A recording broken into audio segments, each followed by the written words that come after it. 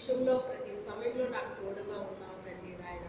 ఈ క్షణం వరకు కూడా ప్రభువా మా కాపుదల భద్రత అనుగ్రహించావు తండ్రి. మీకే వందనాలు స్తోత్రాలు చెల్లించుకుంటున్నాను ప్రభువా. యేసయ్య నా దేవ నా తండ్రి మీకే స్తోత్రాలు తండ్రి, వందనాలు ప్రభువా. పరిశుద్ధాత్మదేవుడా ఇప్పుడు వచ్చిన బిడ్డలందరిని బట్టి వందనాలు స్తోత్రాలు తండ్రి. ఇంకా రావాల్సిన బిడ్డల త్వరగా రావడానికి సహాయం చేయండి. పరిశుద్ధాత్మదేవ ఈ వాక్యాన్ని వివరించడానికి ప్రభువా ఈ పరలోకపు జ్ఞానంతో నన్ను నింపు నాయన. నా తండ్రి ఈ సత్యవాక్యములు సరిగా విభజించే నీ పరలోకపు జ్ఞానంతో గ్రహింపుతో నింపు నాయన. ఈ పరిశుద్ధాత్మ కార్యం బలముగా జరిగించిన ఆయన ప్రభు. ఈ వాక్యములు నా గోడ మీద సంగతి రహస్యమైన సంగతులు మీ రాజ్య మార్గాన్ని తెలియచెప్పు నాయన. ఏ బిడ్డకి ఏది అవసరమైందో సమస్తము ఎరిగిన దేవుడు అవునండి. ప్రతి ఒక్క బిడ్డతో నాతో మీరు మాట్లాడండి ప్రభు. ఈ వాక్యాన్ని వింటున్న ప్రతి ఒక్కరిలో కూడా ఈ పరిశుద్ధాత్మ కార్యాలు బలముగా జరిగించిన ఆయన ప్రభు. ఈ వాక్యం ప్రతి ఒక్క బిడ్డకి కూడా ప్రభు ఉపయోగపడేటట్టుగా సహాయం చేయండి నాయన. పరిశుద్ధాత్మ దేవుడా మీరే కార్యము చేసి సహాయం చేయమని యేసు అతి పరిశుద్ధ నామములో వేడుకుంటున్నాము తండ్రి. ఆమేన్. హల్లెలూయా.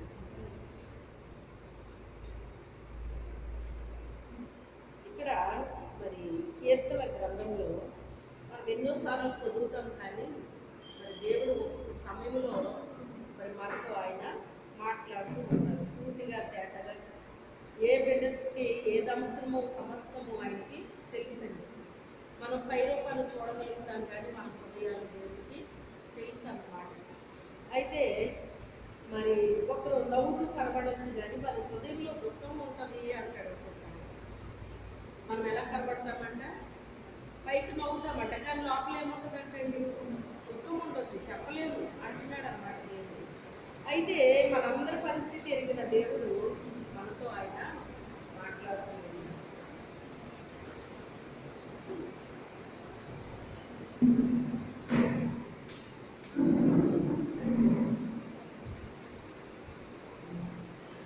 ఈ రాత్రి కల సమయంలో మరి ఈ వాక్యాన్ని పరిశుద్ధాత్మ దేవుడు నాకు చూపించారు. మరి దీని ద్వారా మనతో ఏం మాట్లాడతారో మనం విన్నాం. నాకు 3 అంశాలు కనపడుతున్నాయి. యెహోవా గుడ్డి వారి కన్నులు తెరవజేయువాడు, కృంగిన వారిని లేవనెత్తవాడు, నీతిమంతులను ప్రేమించేవాడు. అసలు 3 ఒకే వచనం, కానీ 3 అంశాలు ఇక్కడ పెట్టాడు. అసలు చాలా ఆశ్చర్యంగా అనిపించింది నాకు ఈ వాక్యాన్ని చూసినప్పుడు.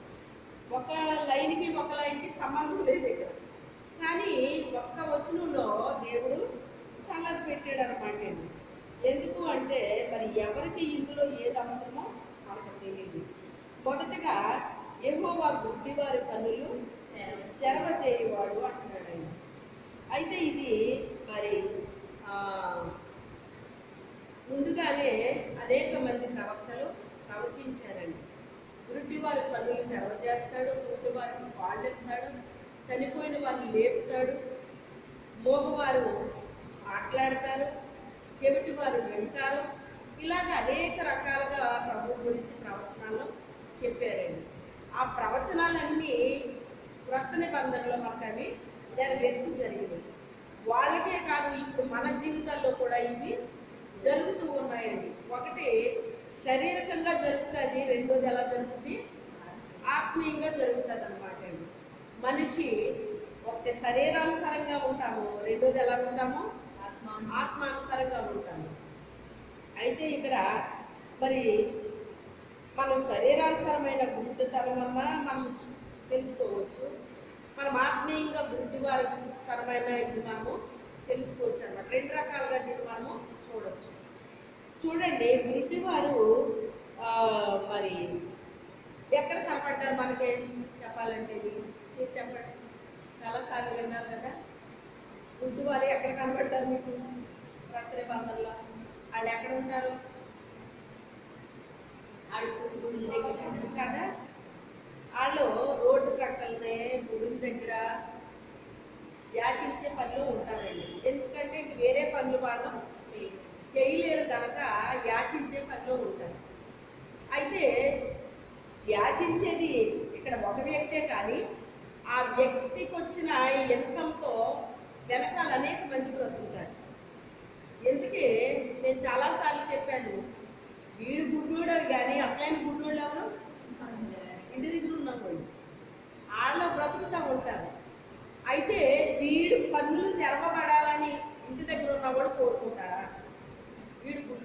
ఉండాలనే కోరుకుంటారు. ఎందుకంటే గుడ్డోడు ఉంటే ఇన్కమ్ వస్తుంది, కానీ కళ్ళు తెరవబడితే ఇన్కమ్ రాదు. కళ్ళు తెరవబడతాడు, ఏదో పని చేసుకుంటాడు, పని చేసుకుంటే 10 రూపాయలు వస్తాయి. అప్పుడు మరి వెనకాల ఉన్న వాళ్ళు పోషిస్తాడా? చెప్పండి, పోషించడు. అందుకని వాళ్ళందరూ కూడా ఏం కోరుకుంటారంటే ఇతను గుడ్డితనం నుంచి విడుదల పొందడానికి ఇష్టపడరండి.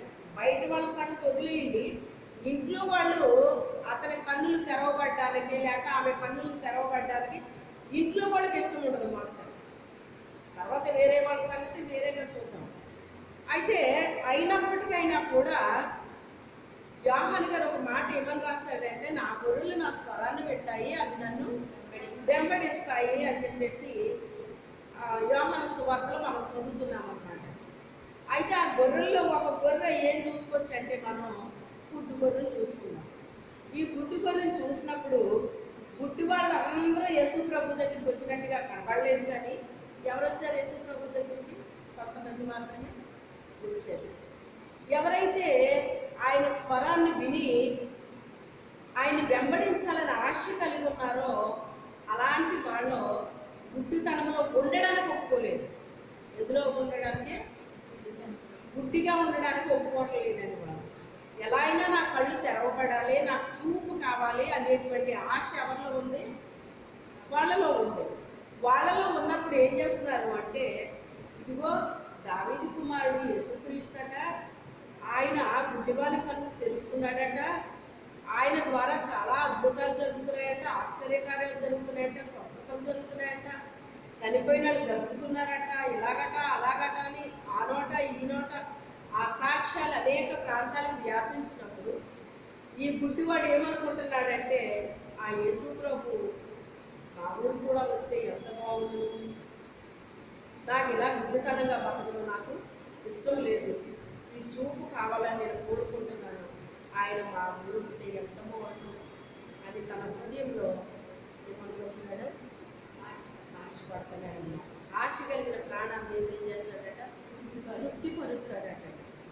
ఎప్పుడైతే తన హృదయంలో ఆశపడ్డాడో ఆ గొర్రె యేసయ్య గొర్రె, ఆ గొర్రె యేసయ్య గొర్రె. అందుకని యేసయ్య మార్గం గుండా వస్తూ ఉన్నాడో అతనికి కనబడట్లేదు.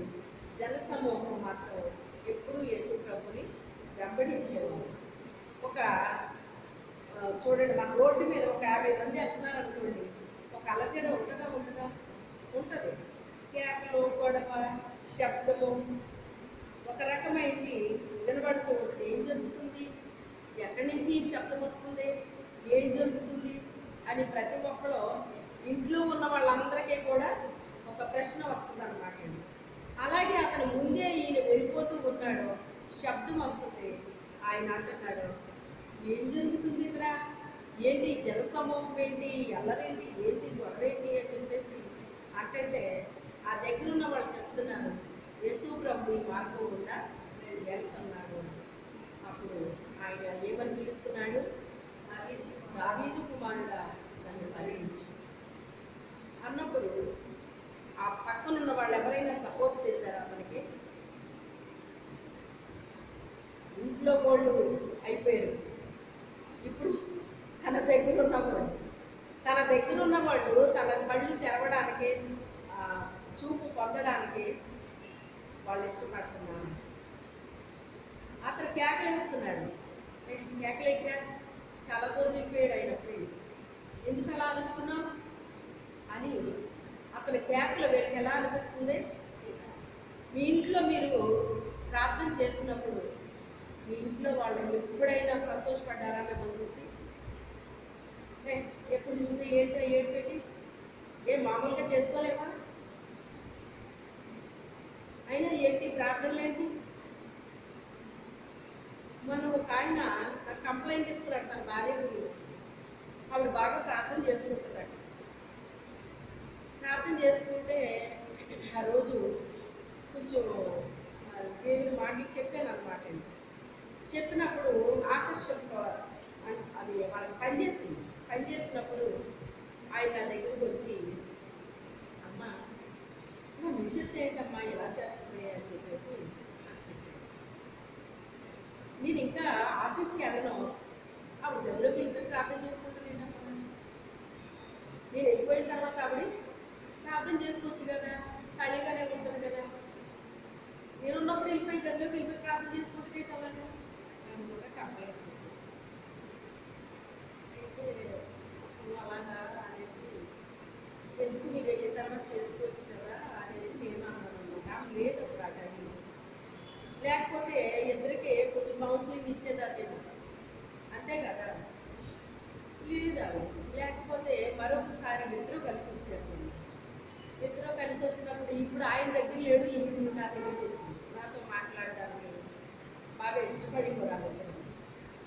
ఎందుకంటే ఆత్మీయమైన వాళ్ళకి ఆత్మీయమైన విషయాలు అర్థమవుతుంది, గ్రహింపుకుంటుంది అన్నమాట.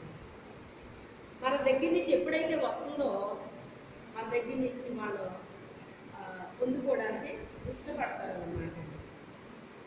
అప్పుడు ఆమె నాతో మాట్లాడుతూ ఉంటే ఇప్పుడు ఆమె నాకు చెప్పింది ఏంటంటే, నువ్వు ఎప్పుడు ప్రార్థన చేస్తూ ఉంటావు ఎందుకు, నువ్వు 2 మాటలు చెప్పొచ్చు కదా వచ్చిన వాళ్ళకి, ఎవరికన్నా 2 మాటలు చెప్తూ ఉండొచ్చు కదా నువ్వు అనేసి అన్నాడు. అంటే అతనికి అలవాటు ఏంటంటే అతను ప్రార్థన చేయడు, అతను చెప్తూ ఉంటాడు అన్నమాట. 2 మాటలు అలాగా చెప్తూ ఉంటాడు, ఎవరో ఒకరికి చెప్తూ ఉంటాడు అన్నమాట. చెప్తా ఉంటే ఇది వెళుతుందేనమ్మా. సరే దేవుడు మీరు చెప్పగలుగుతున్నారు, మీరు చెప్పండి. మరి నేను ప్రార్థనే చేయగలుగుతూనే ప్రార్థన చేస్తాను, మరి నాకు చెప్పడం అనేటువంటిది నాకు రాదు, మీరు చెప్పండి, మీరు చెప్తున్నారు కదా చెప్పండి అని ఈ మాట్లాడాను. అది చెప్తున్నానులే, నువ్వు కూడా చెప్తూ ఉండొచ్చు కదా 2 మాటలని ఈయన అన్నాడు. అంటే అప్పుడు నేనన్నాను, ఎవరికన్నా మీకు చెప్పేది ఇచ్చాడు కదా దేవుడు, చెప్పండి. ఆమె ప్రార్థన చేసేది ఇచ్చాడు కదా, ఆమె ప్రార్థన చేస్తాను. ఎవరికి దేవుడు ఏమి ఇస్తే అదే పరిమాణం చేయండి. ఒకరి పని ఒకరికి రాదండి, చేద్దామన్నా రాదండి. మీరు అలాగా మీరు ఇబ్బంది పెట్టకుండా కదా అండి, చేయలేకుండా ఆమె వెనకాల ప్రార్థన చేస్తుంది కాబట్టి మీరు చెప్పగలుగుతున్నారు కదా అని చెప్పేసి అన్నప్పుడు అనేసి ఇద్దరు కూడా ఒప్పుకున్నారు. చూడండి, వీళ్ళు నిలబడి చూస్తున్నారు, ప్రభువులు చూస్తున్నారు అంటే బాహ్యంగా చూస్తున్నారండి, బాహ్యంగా చూస్తున్నారు. కానీ చూస్తున్నారు కానీ ఆయనతో మాట్లాడారా లేక ఆయన వెంబడించారా? మీరు చూచిన మట్టుకు చూస్తారు కానీ మీకు గ్రహింపు ఉండదు అంటున్నాడు ఆయన. వినుటి మట్టుకు వింటారు కానీ మీకు గ్రహింపు ఉండదు అంటున్నాడు. వాళ్ళు చూస్తున్నారు, ఎవరో దావీదు కుమారుడు, ఆ వడ్లవాని కొడుకు అంటే వాళ్ళ మైండ్లో ఏముంది, ఆయన ఒక వడ్లవాని కుమారుడు అన్న మైండ్ సెట్తో ఉన్నారు తప్ప ఆయన ఒక దేవుని యొక్క కుమారుడు, ఈ లోకానికి మన కొరకు పంపించబడిన దైవ కుమారుడు అని వీళ్ళకి ఏమన్నా అర్థం ఉందండి? వీడి కన్నులు ఏమో కనబడట్లేదు, వీళ్ళ కన్నులు కనబడుతున్నాయి, వీళ్ళు బాహ్యంగా చూస్తున్నారు, బాహ్యంగా చూస్తున్నారు. ఒకప్పుడు నేను ప్రభుని అడిగాను ఈ విషయాన్ని. ఒక టైంలో చాలామంది ఇలా కళ్ళు మూసుకుని అలా దర్శనాలు చూసేసేవారండి. ఎవరికి నాకు అది కనపడిపోయింది, నాకు ఇది కనపడిపోయింది అని చెప్పేవారు. చెప్తుంటే ఏంటి వీళ్ళందరికీ ఏంటి ఇలా కనబడిపోతే నాకేం కనపడలేదు అని నేను అనుకున్నాను అనమాట. అనుకుని ఎప్పుడోగా వాళ్ళందరూ ఇలా కళ్ళు మూసుకుని అలా చెప్పేస్తున్నారు, అన్నీ నాకు ఇది కనిపించింది అది కనిపించింది అని చెప్తున్నా, నాకేం కనపడలేదు ఇది అని చెప్పేసి అడిగితే ఆయన అన్నారు కదా, చూసి నమ్మిన వారికంటే చూడగానే నువ్వు చూడకుండా నన్ను నమ్మేవు కదా, నువ్వు ధన్యురాలు అన్నారంటే. అప్పుడు ఆ మాటకి నాకు చిన్నప్పుడు మా ఆత్మీయ తండ్రి గారు ఇదే మాట చెప్పేవారు, ఇశ్రాయేలీయులు చూశారు కానీ ఆయన నమ్మలేదు, మనం ఆయన చూడలేదు కానీ మనం ఆయన నమ్ముతున్నాం, మన ధన్యులు అని. అదే మాట ప్రభు నాకు చెప్పారన్నమాట. అంటే దర్శనాలు చూసి కూడా అందరికీ గొప్పని నేను చెప్పట్లేదు, అంటే వాళ్ళు చూస్తేనే నమ్ముతారు వాళ్ళకి, అందుకే వాళ్ళకి దర్శనం అనిపిస్తుంది. అంటే అందరి దర్శనాలు ఒక్కలాంటివి అని నేను చెప్పలేను, ఒక్కొక్కరిది ఒక్కో రకంగా ఉంటుంది. ఇప్పుడు కొన్నేళ్ళు దర్శనం చూశాడు అంటే అతనికి ఒక విషయం చెప్పాడు. కొంతమంది రక్షణ కొరకు పేతుని పిలిపించుకోమని చెప్పాడు ఆయన. నువ్వు చెప్పాడు మారిపోతారు అవ్వలేదు. పేతుని పిలిపించి అతను వచ్చి చెప్తాడు, అప్పుడు కార్యం జరుగుతుందని చెప్పాడు అన్నమాట. ఆయన శతాధిపతి అయినప్పటికైనా లోబడ్డాడు, విధేయత చూపించాడు, అతను పిలిపించాడు, కార్యం జరిగిపోయింది. అయితే వీళ్ళకి చూస్తున్నారు కానీ వీళ్ళకి ఏమాత్రం కూడా అర్థం లేదు, అర్థం లేదు. పైగా అతను పిలుస్తుంటే వీళ్ళకి ఎలాగుంది, చాలా చిరాకుగా ఉందన్నమాట. ప్రార్థన ఎప్పుడు కూడా చిరాకు అనిపిస్తుంది. మీరు గమనించుకోండి. మీ ఇంట్లో వాళ్ళు కావచ్చు, మీ పక్క వాళ్ళు కావచ్చు, ఎవరైనా కావచ్చు, ప్రార్థన ఎప్పుడు కూడా ఎవరికి నచ్చదండి. ప్రార్థన మీరు పాటలు పాడుతుంటే నచ్చవచ్చు, మీరు లేకపోతే ఏదైనా చెప్తే నచ్చవచ్చు, ఇవన్నీ నచ్చేయే కానీ ప్రార్థన ఒక్కటి మాత్రం ఎవరికి నచ్చదండి. అది ఇవన్నీ మీ అనుభవాల్లో ఉండే ఉంటాయి తప్పకుండా. నా అనుభవంలో నేను అనుభవించాను, మీ అనుభవాల్లో కూడా ఇవి ఉంటే దేవుడిస్తూ ఉంటాను. అతను బాహ్యంగా చూడలేకపోతున్నాడు కానీ అతను ఆత్మీయ నేత్రాలు తెరవబడి అనుకోవచ్చు. ఒక రకంగా ఆత్మీయ నేత్రాలు తెరవబడి, బాహ్య నేత్రాలు కనిపించలేదు అతను. అప్పుడు ఎప్పుడైతే విన్నాడో వెంటనే ఆయన తినడం ప్రారంభించాడు. పిలుస్తుంటే వాళ్ళు ఊరుకోవట్లేదు, చాలా కోప్పడిపోతున్నారు. ఆయన వాళ్ళ కోప్పడుతున్నారు కదా అని అతను ఆపేయలేదు.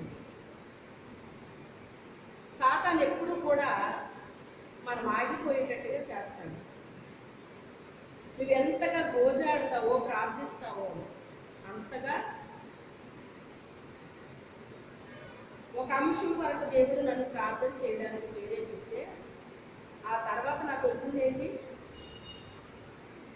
ఏమొచ్చింది? జ్వరం వచ్చింది.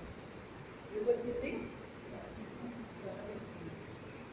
ఆ జ్వరం 5 రోజులు కంటిన్యూగా రాత్రి పగలు ఉండిపోయింది అనమాట. ట్యాబ్లెట్ వేసుకోగానే తగ్గింది, మళ్ళీ వచ్చేసేది భయంగా. ఎప్పుడు నా లైఫ్లో అంత జ్వరాన్ని ఎప్పుడు పడలేదు. కానీ ఇలా కళ్ళు పూసుకోగానే ప్రజలు అగ్నిలో పడిపోతున్నట్టు నాకు దర్శనం కనిపించేది. ఈ రోజును చూస్తే మరి అలాగే ఉంది కదండి. ఎక్కడ చూసినా ఒకడో ఇద్దరు చనిపోయారనే మాట వింటున్నామా? ఎంతమంది అండి, ఎంతమంది పడిపోతున్నారు అగ్నిలో అనే కదన్నారు ఆయన దర్శనం చూపించారు. అయితే ఆ రీతిగా ప్రభు చెప్పిన ప్రతి దాని వరకు ప్రార్థన చేయడం జరిగింది. నాకు అనారోగ్యం వచ్చినా దేవుడు చెప్పిన పని చేసినందుకు సంతోషం అనిపిస్తుంది. పడితే పడ్డా లేకుండా శరీరాలు కలిగింది వాడికి. కానీ వాళ్ళకి అలవాటు దేవుడు ఉన్నాడు, మనకు శక్తినిచ్చే దేవుడు ఉన్నాడు, ఆరోగ్యాన్ని ఇచ్చే దేవుడు ఉన్నాడు. ఆయన క్షణాల్లో లేపగలడు. ఆయనకు అసాధ్యమైనది ఏమీ లేదు. దేవుడు మనకి చెప్పింది తప్పకుండా మనం ఏం చేయాలి. అందులో ప్రార్థన అనేటువంటిది చాలా శక్తివంతమైంది. ఈ రోజుల్లో ముఖ్యంగా కావాలండి. అది మాకు ఏం కావాలి? ప్రార్థన కావాలండి. అందుకే దుష్టుడు చాలా బలలేస్తున్నాడండి క్రైస్తవులకి, అన్యులకు కాదు, దేవుడి బిడ్డలకు బలేస్తున్నాడండి. ఎలాగంటే పిల్లలు ఆడుకున్నట్టు ఆడిస్తున్నాడు అనమాట పెద్దోళ్ళు. తెలుసా మీకు? మీకు ఎంత అర్థమవుతుందో నాకు తెలియదు కానీ పెద్దోళ్ళు కూడా పిల్లలు ఆడుకున్నట్టుగా ఆడిస్తున్నాడు అన్నమాట. ఇప్పుడు ఆడుకునే రోజులు కాదు. ఏం చేయాలి? రోదన ధ్వని చేసే రోజులండి. మన రోదన ధ్వని ఎక్కడ వినబడాలి? పరలోకంలో వినబడాలి. అనేక మంది అగ్నిలోకి పోతున్నారు. ఎంతమంది రక్షించబడ్డారో, రక్షణ లేని వాళ్ళు ఎంతమంది పోతున్నారు. రక్షించబడ్డ వాళ్ళు అయితే అగ్నిలోకి వెళ్తారా? వెళ్ళరు కదా. అంత ఓపిక లేకపోయినా కూడా ప్రార్థన చేస్తుంటే నిజంగా పరిశుద్ధాత్ముడు నాలో నుండి మొరపెడుతుంటే నాకు ఎంతో తృప్తి అనిపించిందండి. పరిశుద్ధాత్ముడు నాలో వచ్చి ప్రార్థన చేస్తున్నాడు. ఆయనకి భారమ కలిగిన ఒక శరీరం కావాలైంది. తెలుసా? పరిశుద్ధాత్ముడు ఎలా మొరపెడతాడు అనుకుంటున్నారు? మనలో ఆత్మల భారం ఉంటే మనలోకి వస్తాడు ఆయన. వచ్చి మనలో నుంచి ఆయన మొరపెడతాడు అనమాట. రోజు నాకు ఎంత తృప్తి అనిపించిందో నాకు. అంటే నన్ను ఉపయోగించుకున్నాడో తన బిడ్డల కొరకు ప్రార్థించడానికి, నా బాడీని, నా శరీరాన్ని ఉపయోగించుకున్నాడు. నాలోకి వచ్చి ఆయన ఆ పరిశుద్ధాత్ముడు మనతో ఏకీభవించినప్పుడు చేసే ప్రార్థన చాలా స్పెషల్గా ఉంటుందండి. మనం చేసే ప్రార్థనలాగా అది ఉండదన్నమాట. ఈ రోజుల్లో చూస్తే సాతానుడు ఆకర్షణ కలుగు చేస్తున్నాడండి మనుషులకు, బాగా ఆకర్షణ. దేన్నో చూపిస్తున్నాడు, ఆకర్షింపబడిపోతున్నాడు, దేన్నో చూపిస్తున్నాడు, ఆకర్షింపబడిపోతున్నాడు. ఆ రీతిగా పరిశుద్ధుల అప్పనేపండి, ప్రార్థనా పనులను అప్పనేపండి, ఎవరినైనా కావచ్చు అన్నమాట. ఎందులో ఏలో మనకు దొరుకుతారా, దేనికి వీళ్ళు ఆకర్షింపబడతారా అని రకరకాలు మన మీద విసురుతూ ఉంటాడనమాట. ఒక తిండిలో మనం దొరికామనుకోండి, బాగా తినిపిస్తాడనమాట మనకు. తినడం తప్పు కాదు. ఏం చెప్పింది వాక్యం? నువ్వు తిండిపోతువైన ఎడల మెడకి కత్తి కట్టుకోమన్నాడు. తిండి తినడం తప్పు కాదు, కానీ తిండి పోతులాగా మనం అయిపోకూడదు. ఒకవేళ తిండి వలన అంట దేవుని రాజ్యాన్ని పోగొట్టుకుంటామంటే మనం. అంటే దీన్ని బట్టి మీకు ఏమర్థం అవుతుంది? తిండిపోతు అనేటువంటిది సాతానుడు మనల్ని నరకానికి పంపించడానికి వాడే ఒక ఉచ్చ అన్నమాట అండి. అలాగే ఒక వస్తువులు చేత ఆకర్షింపబడడం, ఒక వస్త్రాలతో ఆకర్షింపబడడం, లేక ఏదో దాంతో ఇంక అది ఇదని కాదండి. దేన్ని మనకు చూపిస్తే మనం ఆకర్షింపబడుతున్నామో దానిలో పెట్టి మనల్ని ఏం చేస్తాడు? ఇంకా పైకి రాకుండా చేస్తాడు. ఇదంతా ఎందుకు చెప్తున్నాడో పరిశుద్ధాత్మ దేవుడు తెలుసా? జాగ్రత్తగా ఉండాలి. జాగ్రత్తగా. ఐహిక విచారాల వల్ల, ధనమోసం వల్ల ఆ మొక్క ఏమైపోయింది? అది చక్కగా ఎదిగి ఫలించాలి. అది ఫలాలను ఇవ్వాలి. అది ఫలాలు ఇవ్వాల్సిన చెట్టు ఐహిక విచారాల వల్ల, అంటే భూ సంబంధించిన విచారాలు అన్నమాట. విచారాలు ఎవరికి ఉండవండి? ఉంటాయి అందరికి. ఒక్కొక్కరికి ఒక్కో రకమైన విచారం ఉంటుందండి. అబ్బే నాకు ఏ విచారం లేదంటే చెప్పగలరా ఎవరన్నాని? ఎవరో చెప్పలేదు, ఏదో ఒకటి. కానీ అందులో పడి మనం ఏమైపోకూడదు? అణిగిపోకూడదు. ఎదగాలి. ఎదిగి ఫలాలను ఇవ్వాలండి. ఎదిగి ఫలాలు ఇవ్వాలి. తన మోసం వల్ల కానీ, ఐహిక విచారాల వల్ల కానీ మనం ఏమైపోవాలని చూస్తున్నాడు? అణిచివేయబడాలని చూస్తున్నాడు. అయితే మనము ఎదిగి ఫలించాలని దేవుడు కోరుకుంటూ ఉన్నాడు. ఎదగాలి. వాళ్ళు ఆయన పిలవట్లేదు సరికదా, పిలిచి కేకలేసేవాడిని ఆపుతున్నారండి. వాళ్ళు ప్రార్థన చేసేవాళ్ళు చేయనెవరు? ఆత్మల భారముతో ప్రార్థించే వాళ్ళకి సపోర్ట్ ఎవరండి? వాళ్ళని అణిచేయడానికి చూస్తారు, వాళ్ళని ఆపేయడానికి చూస్తారు. కానీ అతను ఆగలేదు. వాళ్ళు ఎంత అణిచివేసినా, వాళ్ళు ఎంత ఆపివేసినా ఆయన మాత్రం ఆపలేదు సరికదా, మరింత బిగ్గరగా కేకలు వేసాడు అన్నమాట. అంటే అతని ప్రార్థనా స్థాయిని పెంచాడా, ఆపేసుకున్నాడా? పెంచాడు. నీకెంత ఆటంకం వస్తుందో ప్రార్థన చేసుకోవడానికి, ప్రార్థనకి వెళ్ళడానికి, లేకపోతే దేవుని సన్నిధిలో ఆత్మల భారము కలిగి నువ్వు ప్రార్థన చేయడానికి నీకు ఆటంకం వస్తుందంటేనే నీకు అర్థం అవ్వాలి. దుష్టుడు నీ మీద చాలా కన్నేసి ఉంచాడని నువ్వు అనుకోవాలి. జాగ్రత్త పడాలి. మనం మొరపెట్టే టైం అండి ఇది. రోదన ధ్వని చేసే టైం అండి ఇది. పిల్లల్లాగా ఆడుకునే టైం కాదు ఇది మనకి. దుష్టుడు ఆడిస్తున్నాడండి. మనుషులు ఏం చేస్తున్నాడు? ఆడిస్తున్నాడు అన్నమాట. ఆడిస్తున్నాడు. ఆటలాడుకునే టైం కాదు. ఆటలాడుకునే టైం కాదు. లక్షల మంది ఒక పక్కన చనిపోతూ ఉన్నారు. ఎక్కడ చూసినా వందల వేలు లక్షల మంది పోతున్నారనే వింటున్నాం. కానీ ఉన్నారండి? మరి నీకు నాకు బాధ్యత లేదా? ప్రార్థించాల్సిన అవసరం లేదా? మన సొంత పని కొంత మానుకుని దేవుని సన్నిధిలో మొరపెట్టే మరి అవసరం లేదా? ఎక్కువగా ప్రార్థించి నేర్చుకోండి, అలవాటు పడండి. ఇంకా మీరు చేసే ప్రార్థన సరిపోదు, ఇంకా ప్రార్థన చేయండి. ప్రార్థనా స్థాయి పెరగాలి.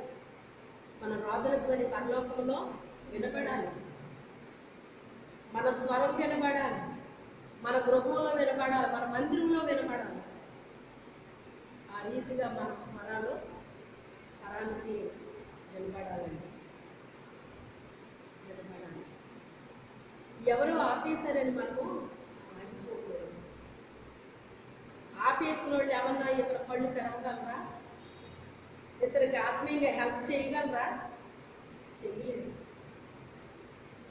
వాళ్ళ పొందుకోరు, వీళ్ళ పొందుకోలేదు.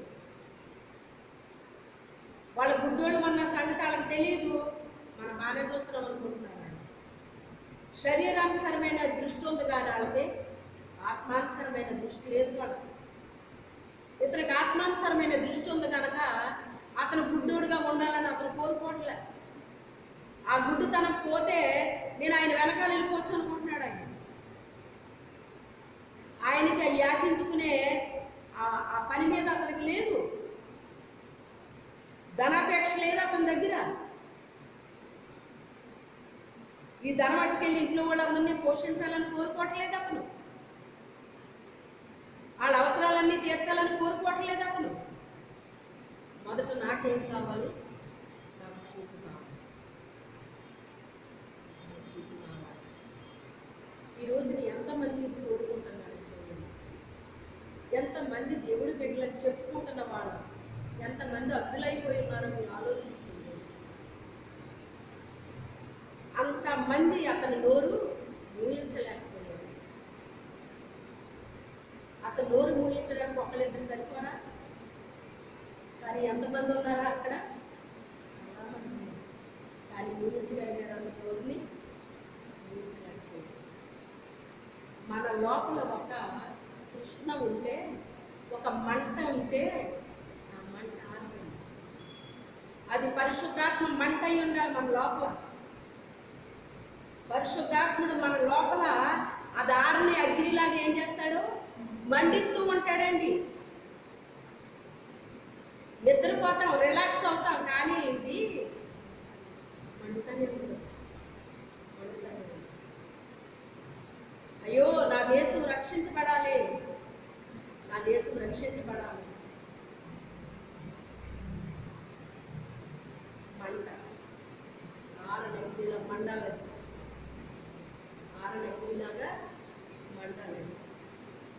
ఆ మంట మండుతుందో లేదో ఆలోచించుకోండి. మండుతుందా? ఆరిపోయిందా? ఆరిపోతే ఈ రాత్రి అయ్యా ఒకప్పుడు నాకు ఆత్మల భారం ఉండేది, ఆ మంట ఉండేది, ఈరోజు నాకు ఆ మంట లేదు. ఎవరి వల్ల నీకు ఆ మంట ఆరిపోయిందో నాకు తెలియదు, కానీ ఈ రాత్రి పరిశుద్ధాత్ముడు నీకు మరలా తిరిగి మండించాలని ఆశపడుతున్నాను, మండించాలని ఆశపడుతున్నాను.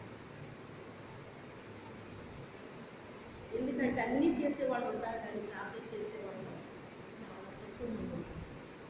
అంటే ప్రార్థన చేసేవాళ్ళు తక్కువ మంది ఉంటుంది అన్నమాట. చాలా మంది చేస్తారు కదా, చేస్తారు. కానీ ఏ ప్రార్థన చేయాలి? భారం ఉండాలి. బండ సందుల్లో నిలబడాలండి. నశించిపోతున్న జనాభా వరకు బండ సందుల్లో నిలబడాలండి. అయ్యా నా దేశము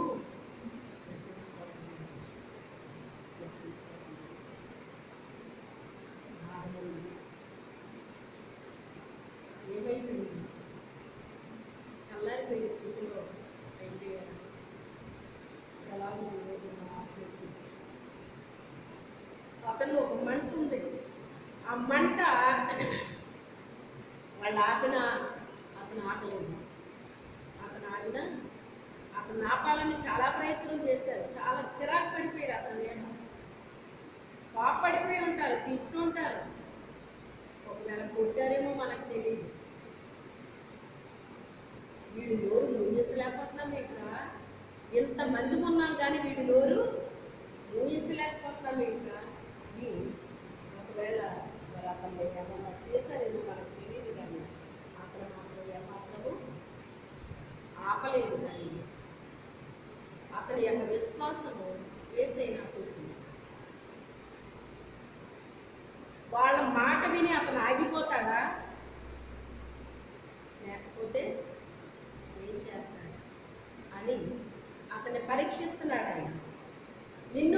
కూడా పరీక్షిస్తాడు. ఆయన పరీక్షిస్తాడు మనల్ని కూడా. కానీ అక్కడ విశ్వాసము గెలుచుకుంది, దేవుని యొక్క హృదయాన్ని గెలుచుకుంది. ఆగిపోయాడు ఆయన. ఆగిపోయి వెళ్ళి అతను అక్కడికి తీసుకొచ్చి, నీకేం కావాలి, నువ్వేం కావాలని కోరుకుంటున్నావు? అయ్యా నాకు చూపు కావాలని కోరుకుంటున్నావు. చూపు ఇచ్చాడు. అతని కళ్ళు తెరవబడిపోయింది, చూపు వచ్చేసింది, అంతా చూడగలుగుతున్నాడు. చూడగలిగినప్పుడు ఆకర్షింపబడాలి. ఏం చేయబడాలి? ఆకర్షింపబడాలి. దేని చేతో ఆకర్షింపబడాలి? కానీ ఆకర్షింపబడాలి. ఎవరిని ఆకర్షింపబడ్డాడు? యేసయ్యని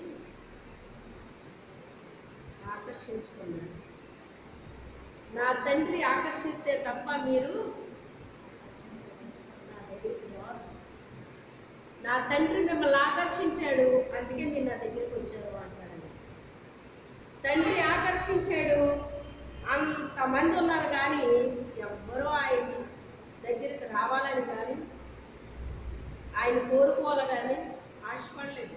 కానీ ఆయన దేవుని యొక్క హృదయాన్ని గెలుచుకున్నాడు. అంతమంది ఆపాలని చూసినాడు, బాగలేదు. ఈ విశ్వాసము గొప్పది అన్నట్లుగా అతనికి చూపునిచ్చాడు. చూపునిచ్చిన తర్వాత అతను దేని చేత ఆకర్షింపబడలేదు, కానీ ఆయన వెంబడించాడట. నా గొర్రె నా స్వరాన్ని వింటాదని నన్ను వెంబడిస్తుంది అన్నట్లుగా ఆయన వెంబడించేశాడండి. చూడండి, మీరు చూచుడు మట్టుకు చూస్తున్నారు, కానీ మీరు గ్రహించలేదు. మనం ఆయన చూస్తున్నాము, వాక్యం చదువుతున్నాం, చూస్తున్నాం, వింటున్నాం. ఎంతవరకు మనకు అర్థమవుతుంది వాక్యం? ఎంతవరకు మనం ఆయన గ్రహించగలుగుతున్నాం? ఎంతవరకు ఆయన మనం వెంబడించగలుగుతున్నాం? ఆయనకి ఉపయోగకరంగా ఆయన సన్నిధిలో చేయాల్సినంత ప్రార్థన మనము చేయగలుగుతున్నాము. పాఠం అప్పచెప్పినట్టుగా అప్పచెప్పేస్తున్నాము ఆయనకి. ప్రార్థన అంటే పాఠం అప్పచెప్పడం కాదండి, అది పిల్లలు చేసే పని. ప్రార్థన అంటే దేవునితో మాట్లాడాలి. ఏం మాట్లాడాలి? వేస్ట్ మాటలు కాదు, విలువైన మాటలు మాట్లాడాలి. దేవుని గురించి మాకు వింటున్నాం మంచిది, చదువుతున్నాం మంచిది, గ్రహిస్తున్నాము.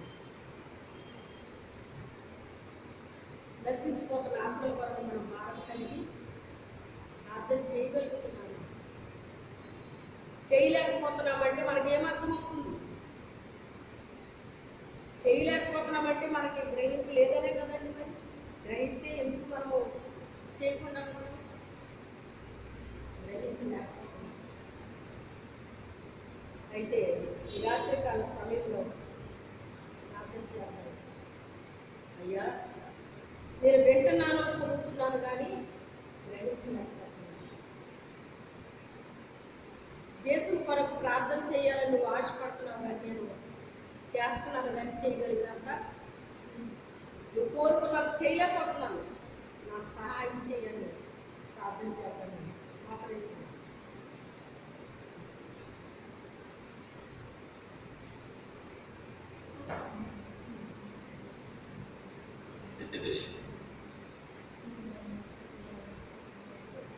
చెప్పబడిన వాక్యం నిమిత్తం శాంతి ప్రార్థన చేస్తుంది.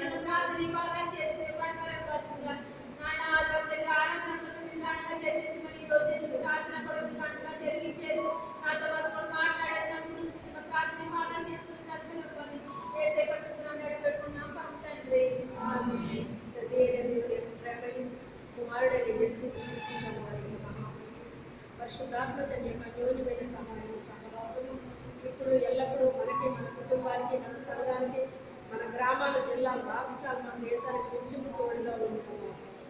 ఆమేన్ ఆమేన్ ఆమేన్. హల్లెలూయా.